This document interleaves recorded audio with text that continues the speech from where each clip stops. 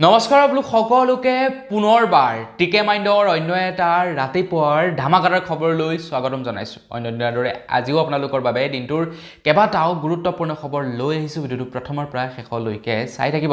আগবাঢ়িছোঁ আজিৰ প্ৰথমটো খবৰৰ ফালে।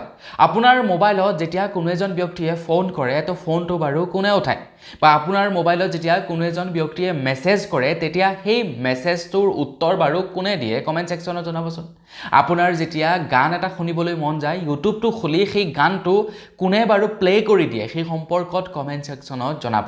হয়তো আপোনালোকে নিজেই গান শুনিবলৈ মন গ'লে গান প্লে কৰে, কাৰোবালৈ কল কৰিবলৈ হ'লে কল কৰে, আপোনাৰ কলটো হয়তো আপুনি নিজেই ৰিচিভ কৰি কথা পাতে, বা আপোনালৈ অহা যিকোনো মেছেজৰ উত্তৰ হয়তো আপুনি চাগে নিজেই দিয়ে। কিন্তু আমাৰ ভাৰতবৰ্ষত আহিবলৈ গৈ আছে এক বিশেষ আৰ্টিফিচিয়েল ইণ্টেলিজেন্ট, নাম হৈছে ক্লাউড AI। আৰু এই ক্লাউড AIৰ জৰিয়তে এতিয়া আপোনালোকে আপোনালোকৰ মোবাইললৈ অহা কলৰ ৰিচিভ কৰিব পাৰিব অট'মেটিকেলি। আপোনালোকৰ মোবাইললৈ অহা মেছেজৰ উত্তৰ দিব এই ক্লাউড AIয়ে। আৰু লগতে আপোনাৰ যদি কিবা গান শুনিবলৈ মন গ'ল, জাষ্ট ক'লেই হ'ল, তেওঁলোকে গান প্লে কৰি দিব। কাৰোবাক যদি কিবা মেছেজ কৰিব লগা থাকে, জাষ্ট কৈ দিলেই হ'ল যে আমুকলৈ আমুকটো টাইমত আমুকটো মেছেজ পঠাই দিবি, তো মোবাইলত অট'মেটিকেলি সেই মেছেজটো সেই পাৰ্চনজনলৈ গুচি যাব। মানে আপুনি আপোনাৰ মোবাইলটোত একো কৰিব নালাগে, জাষ্ট মোবাইলটো লৈ থাকক আৰু আপুনি মানে অৰ্ডাৰ দিয়ক যে এইটো কৰ সেইটো কৰ, মোৰ আমুকটো বস্তু খাবলৈ মন গৈছে, আমুকখন ৰেষ্টুৰেণ্টৰ পৰা আমুকটো এপত অৰ্ডাৰ কৰি দিয়ে। সকলোবিলাক কাম এতিয়া ক্লাউড AIয়ে কৰিব বুলি জনাইছে। আৰু এই ক্লাউড AI খুব সোনকালেই আপোনালোক সকলোৰে মাজত মানে চিনাকি কৰি দিব। কেনেকুৱা হ'ব বাৰু কমেণ্ট ছেকশ্যনত জনাবচোন। মানুহবিলাক এলেহুৱা হৈ নাযাবনে? আজিকালি যিমানেই বিজ্ঞান প্ৰযুক্তিবিদ্যা বাঢ়িছে সিমানেই মানুহবিলাক এলেহুৱা হ'বলৈ ধৰিছে। আগৰ দিনৰ মানুহবিলাকে আপোনাৰ এই খুন্দনাত মছলা পিচিছিলে, আজিকালি মিক্সাৰ মেচিনত পিছে। আগতে মানুহবিলাকে কাপোৰ একদম পটাত পিচি মানে ধুইছিলে কোবাই কোবাই, আজিকালি ৱাশ্বিং মেচিনত ধুৱে। গতিকে কামবিলাক মানে বিজ্ঞান প্ৰযুক্তি যিমানে ওলাইছে তাৰ লগে লগে মানুহবিলাক বাৰু এলেহুৱা হৈছে নেকি? কমেণ্ট ছেকশ্যনত জনাব। আৰু যদি ক্লাউড AI আহি যায় আপোনালোকে ব্যৱহাৰ কৰিব নে নকৰিব সেই সম্পৰ্কেও জনাব। আগবাঢ়িছোঁ ইয়াৰ পাছৰটো খবৰ ফালে। ইয়াৰ পাছৰ খবৰটো ওলাই পৰিছে ইণ্ডিয়ান ৰেলৱে ডিপাৰ্টমেণ্টৰ ফালৰ পৰা। আপোনালোকে এতিয়াৰে পৰা যদি ক'ৰবালৈ যোৱাৰ পূৰ্বে টিকট কৰ্তন কৰি ৰাখে, টিকট যদি কেতিয়াবা কিবা কাৰণত কেঞ্চেল কৰিব লগা হয়, 1 এপ্ৰিলৰ পৰা আপোনালোক সকলোৰে কাৰণে কিছু নিয়ম সলনি হ'ব। আৰু এই নিয়মবিলাক মনত ৰাখিব, নহ'লে কিন্তু টিকেট কেঞ্চেলেশ্যন কৰিলে আপোনালোকে 1 টকাও ইণ্ডিয়ান ৰেলৱেৰ ফালৰ পৰা ঘূৰাই নাপাব। ইণ্ডিয়ান ৰেলৱে কৈছে যদিহে আপোনালোকে টিকট কেঞ্চেলেশ্যন ট্ৰেইনখন এৰাৰ 72 ঘণ্টাৰ পূৰ্বে কৰে তেনেহ'লে আপোনালোকে মেক্সিমাম টকা ঘূৰাই পাব। ট্ৰেইনখন যেনিবা ৰাতি 12 বজাত এৰিব, তাৰ 72 ঘণ্টাৰ পূৰ্বে যদি আপোনালোকে টিকেট কেঞ্চেলেশ্যন কৰে তেনেহ'লে মেক্সিমাম টকাৰ ৰিটাৰ্ণ পাব। যদি আপোনালোকে 72ৰ পৰা 24 ঘণ্টাৰ ভিতৰত টিকট কেঞ্চেলেশ্যন কৰে তেনেহ'লে আপোনালোকৰ 25% টকা কাটি পেলাব।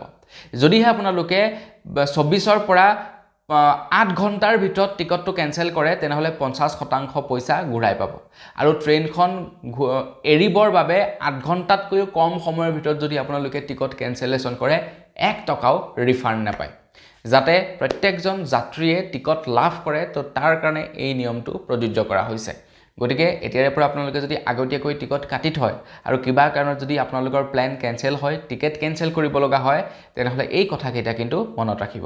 আগবাঢ়িছোঁ ইয়াৰ পাছৰটো খবৰ ফালে। 26ৰ বিধানসভা নিৰ্বাচনৰ বিজেপিৰ তালিকা প্ৰকাশ পালে। আৰু আমি সেই তালিকাত দেখা পাইছোঁ যে বহুতো পুৰণি বিজেপিৰ নাম তাত নাই। যিবিলাক বিজেপি কৰ্মীয়ে নেকি বিজেপিক একদম নিম্ন পৰ্যায়ৰ পৰা আনি বৰ্তমান অসমত এই পৰ্যায় পোৱাইছেগৈ, তেওঁলোকৰ নাম কিন্তু এইবাৰ প্ৰাৰ্থীৰ তালিকাত নাই। এনেকুৱা বহুতো প্ৰাৰ্থী আছিলে যিবিলাক প্ৰাৰ্থী বহুতেই জনপ্ৰিয়, যিবিলাক প্ৰাৰ্থীয়ে বহুদিনৰ পৰা তেওঁলোকে বিজেপিৰ হৈ কাম কৰি আহিছে। ইনফেক্ট বহুতো এনেকুৱা বিধায়কো আছে যিবিলাক বিধায়কে নেকি টিকট লাভ কৰা নাই, যিসকলে নেকি বহুদিনৰে পৰা কাম কৰি আহিছিলে। এতিয়া এই ঘটনাৰাজিক লৈ বহুতো পুৰণি বিজেপিয়ে দল ত্যাগ কৰিছে। বহু লোকে আকৌ বিজেপিৰ এগেইনষ্টত নিৰ্বাচনত প্ৰতিদ্বন্দ্বিতা কৰিছে অন্যান্য পাৰ্টিৰ পৰা, আৰু কিছু লোকে আকৌ নিৰ্দলীয় প্ৰাৰ্থী হিচাপে নিৰ্বাচনত অৱতীৰ্ণ হ'বৰ কাৰণে ওলাইছে। এই সময়তে এতিয়া সিদ্ধাৰ্থ ভট্টাচাৰ্য অৰ্থাৎ প্ৰাক্তন ৰাজ্যিক সভাপতিয়ে কৈছে যে এইটো বহুতে বেয়া হৈছে।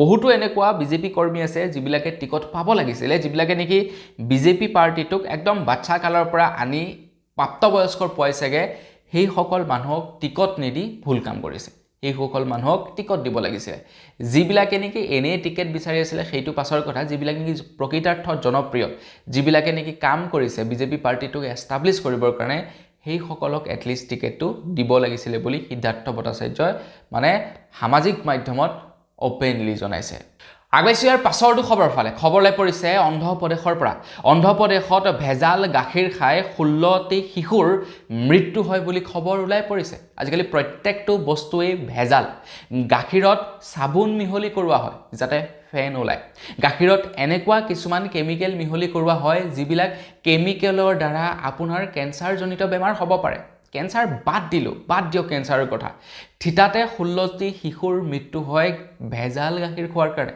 বৰ্তমান বজাৰত পোৱা প্ৰায়বিলাক বস্তুতেই ভেজাল সা সামগ্ৰী পোৱা যায় গতিকে এই ভেজাল সা সামগ্ৰীবিলাক বন্ধ কৰিবৰ কাৰণে কেন্দ্ৰ চৰকাৰৰ ফালৰ পৰা বা চৰকাৰসমূহে যিমান পাৰে চেষ্টা কৰিছে যদিও সম্পূৰ্ণৰূপে বন্ধ কৰিব পৰা নাই গতিকে চৰকাৰসমূহে কঠোৰতকৈ কঠোৰ ব্যৱস্থা ল'ব লাগে যাতে এই ভেজাল সামগ্ৰীসমূহ বন্ধ কৰিব পাৰে অন্ধ্ৰপ্ৰদেশত 16জন শিশুৰ মৃত্যু হৈছে ভেজাল গাখীৰ খোৱাৰ কাৰণে আগবাইছো ইয়াৰ পাছৰটো খবৰ ফালে খবৰ লাই পৰিছে আমাৰ অসমৰ বা আমাৰ ভাৰতবৰ্ষৰ এছচি ব্যক্তিসকলৰ কাৰণে এছচি সকলৰ কাৰণে এতিয়া কেন্দ্ৰ চৰকাৰৰ ফালৰ পৰা এখন বিশেষ আঁচনি প্ৰস্তুত কৰিছে আৰু এই আঁচনিখন কেৱল এছচি সকলৰ কাৰণে এছচিৰ বাহিৰে অন্যান্য ব্যক্তিসকলে এই আঁচনিৰ সুবিধা লাভ নকৰিব এই আঁচনিখনৰ নাম হৈছে প্ৰধানমন্ত্ৰী অনুসূচিত জাতি অভ্যুদয় যোজনা এই আঁচনিখনৰ জৰিয়তে অনুসূচিত জাতিৰ লোকসকলক স্কিল ডেভেলপমেণ্ট আৰু ইনকম অপৰচুনিটিজ দিব এতিয়া কেন্দ্ৰ চৰকাৰৰ ফালৰ পৰা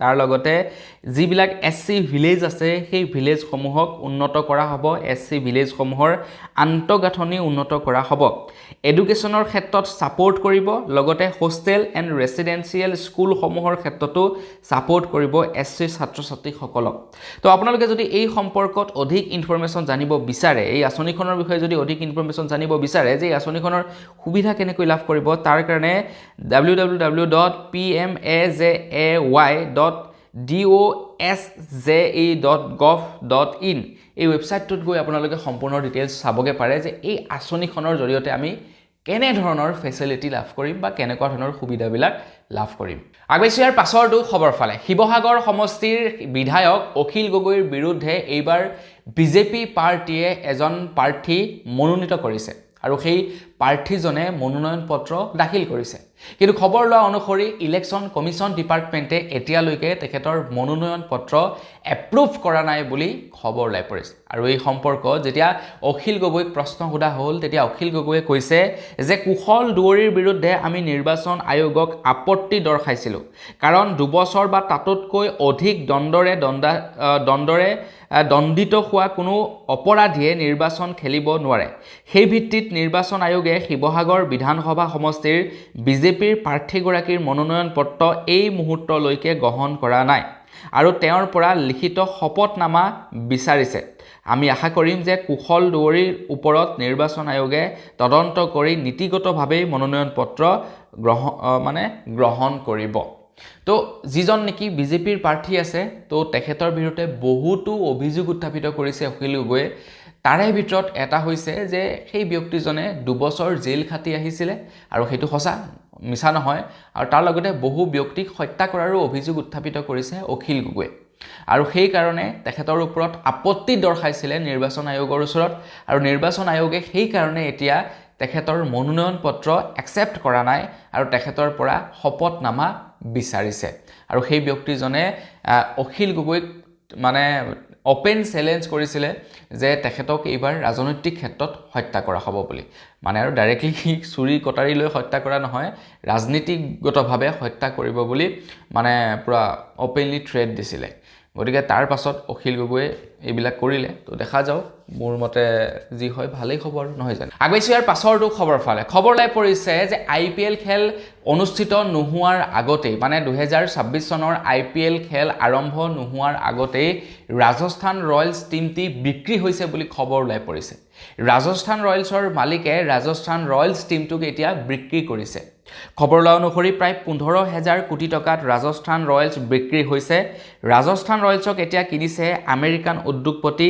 কাল হুমানিয়ে তো তেখেতে প্ৰায় 15,000 কোটি টকাত ৰাজস্থান ৰয়েলছ টীমটি ক্ৰয় কৰিছে আৰু তেখেতৰ হাতলৈ সম্পূৰ্ণ মালিকীস্বত্ব গৈছে বুলি খবৰ ওলাই পৰিছে তো খেললৈ বেছি দিন নাই তাৰ পূৰ্বেই ৰাজস্থান ৰয়েলছৰ টীমটিক পূৰ্বৰ যিজন মালিক আছিল তেখেতে বিক্ৰী কৰি পেলাইছে আগবাইছো ইয়াৰ পাছৰটো খবৰ ফালে ভোডাফোন আৰু BSNL এতিয়া পাৰ্টনাৰশ্বিপ কৰিছে অৱশেষত ভোডাফোন আৰু BSNL পাৰ্টনাৰশ্বিপ কৰিব লগা হ'ল ভোডাফোন আৰু BSNL জিঅ' আৰু এয়াৰটেলৰ সৈতে তিষ্টিব পৰা নাই ভোডাফোন আৰু জিঅ'য়ে এতিয়া ভোডাফোন আৰু BSNL এতিয়া পাৰ্টনাৰশ্বিপ কৰি আমাৰ ভাৰতবৰ্ষৰ প্ৰত্যেকটো স্থানতে বেটাৰ কোৱালিটিৰ ইন্টাৰনেট প্ৰদান কৰিবলৈ চেষ্টা কৰিব BSNLৰ ওচৰত এতিয়া টাৱাৰ বহাবৰ কাৰণে মানে পৰ্যাপ্ত সুবিধা নাই নতুনকৈ টাৱাৰ বহাবৰ কাৰণে বহুত টকাৰ প্ৰয়োজন হ'ব তো সেই কাৰণে BSNL কি কৰিব এতিয়া ভোডাফোনৰ টাৱাৰত তেওঁলোকৰ টাৱাৰ সংস্থাপন কৰিব নতুনকৈ ফাইবাৰ কেবল বহাবৰ কাৰণে বা নতুনকৈ তেওঁলোকে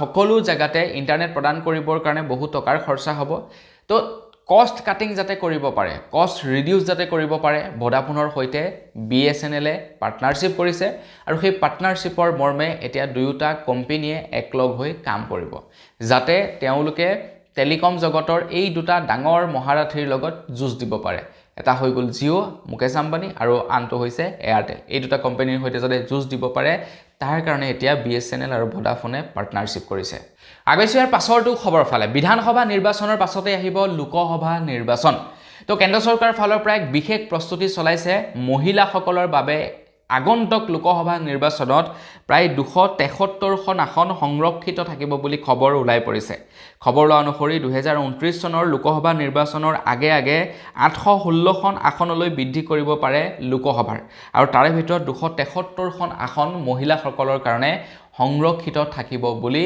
জনাইছে মানে বৰ্তমান যিমান মানে আপোনাৰ সিট আছে ধৰি লওক তাতকে আৰু সিট বৃদ্ধি কৰি দিব লোকসভাৰ আৰু সেই সিটসমূহৰ পৰা 273খন সিট মহিলাৰ কাৰণে ৰিজাৰ্ভ কৰা হ'ব আগবাইছো ইয়াৰ পাছৰটো খবৰ ফালে খবৰ লাই পৰিছে জুবিনদাৰ হত্যাকাৰীসকলক যিখন জেলত ৰখা হৈছে সেইখন জেলৰে এজন কৰ্মৰত জোৱানে নিজৰ সাৰ্ভিস ৰিভলভাৰেৰে আত্মহত্যাৰ চেষ্টা কৰিছিল বুলি খবৰ ওলাই পৰিছে এতিয়া তেখেতে এই চৰমপন্থা কিয় হাতত লৈছিল বা কিয় অৱলম্বন কৰিছিল সেই সম্পৰ্কে এতিয়ালৈকে জানিব পৰা নাই কিন্তু ঘটনাটো যেহেতু সিদ্ধাৰ্থ বা সামকানু মহন্ত যিখন জেলত আছে সেই জেলখনতে সংঘটিত হৈছিল ঘটনাটো তো তাৰ কাৰণে খবৰটো এতিয়া খুবেই প্ৰচাৰ হৈছে খবৰ লোৱা অনুসৰি আৰক্ষী জোৱানৰ সাৰ্ভিস বন্ধুকেৰে আৰক্ষী জোৱানৰ চৰমপন্থা গ্ৰহণৰ চেষ্টা গুলিবিদ্ধ জোৱানজনক উন্নত চিকিৎসাৰ বাবে গুৱাহাটীলৈ প্ৰেৰণ চিকিৎসালয়ত ভৰ্তিৰ সময়ত গুলিবিদ্ধে জোৱানজনে একাধিকবাৰ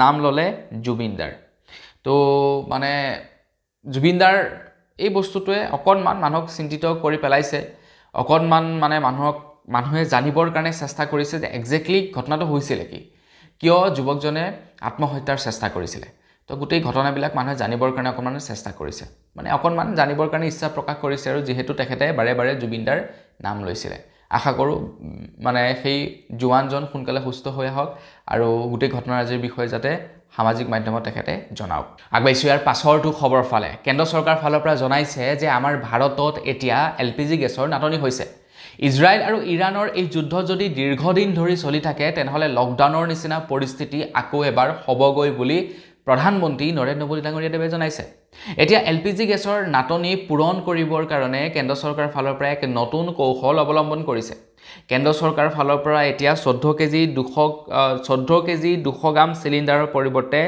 10 কেজিহে আপোনালোকে গেছ লাভ কৰিব বুলি জনাইছে এটা নতুন কৌশল অৱলম্বন কৰিছে যাতে গেছৰ যি নাটনি হৈছে সেই নাটনি পূৰ কৰিব পাৰে এতিয়া আপোনালোকৰ যদি আগতে এমাহ যায় এতিয়া 20 দিন যাব কিন্তু সকলোকে ধৰি লওক সেই 20 দিন চলিবৰ কাৰণে গেছ বিতৰণ কৰিব পাৰিব তো তাৰ কাৰণে 14 কেজি 200 গ্ৰামৰ পৰিৱৰ্তে 10 কেজি গেছ হে দিব এতিয়া LPG সিলিণ্ডাৰত কেতিয়াৰ পৰা এই নিয়মটো সলনি হ'ব সেই সম্পৰ্কে ক'ব নোৱাৰো দাম কমিব নকমিব হেতুৱে ডাঙৰ কথা আগবাইছো ইয়াৰ পাছৰটো খবৰ ফালে বিধানসভা নিৰ্বাচনৰ বাবে সম্পূৰ্ণ প্ৰস্তুতি চলাইছে এতিয়া বিজেপিয়ে সম্পূৰ্ণ প্ৰস্তুতি চলাইছে NDA মিত্ৰজোঁটে তো নিৰ্বাচনৰ পূৰ্বে বিজেপি ফালৰ পৰা আপোনালোক সকলোৰে কাৰণে প্ৰায় 8টাকৈ প্ৰতিশ্ৰুতি আগবঢ়াইছে প্ৰায় 8টাকৈ তেওঁলোকে নিৰ্বাচনী ইস্তাহাৰ জাৰি কৰিছে বিজেপি পাৰ্টিৰ ফালৰ পৰা জনাইছে যে অহাবাৰ 2 লাখ ল'ৰা ছোৱালীয়ে চাকৰি পাব অহাবাৰ লাখ লাখ মহিলাক দিব 25,000কৈ টকা।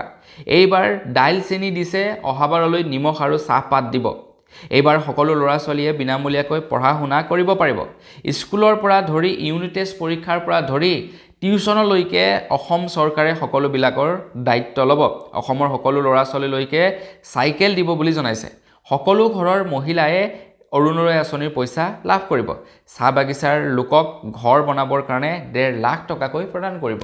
ৰিচেণ্টলি ভাৰতৰ প্ৰধানমন্ত্ৰী নৰেন্দ্ৰ মোদী ডাঙৰীয়াৰ উপস্থিতিত আমাৰ অসমৰ বহুতো চাহ বাগানত কাম কৰা লোকক মাটিৰ ম্যাদী পট্টা প্ৰদান কৰিছিলে।